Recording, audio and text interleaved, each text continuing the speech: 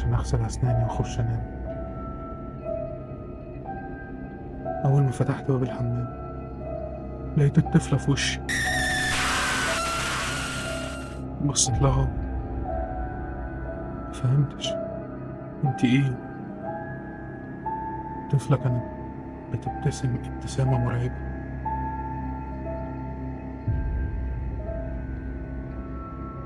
قالت لي مش انا قلت لك انت كنت بتلعب معايا؟ انت مرضتش تلعب معايا،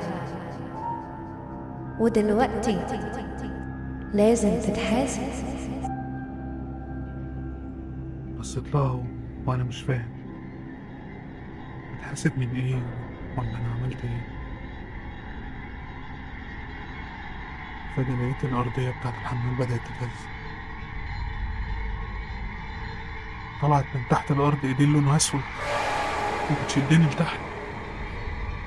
صرخت لكن صوتي ما كانش طالع.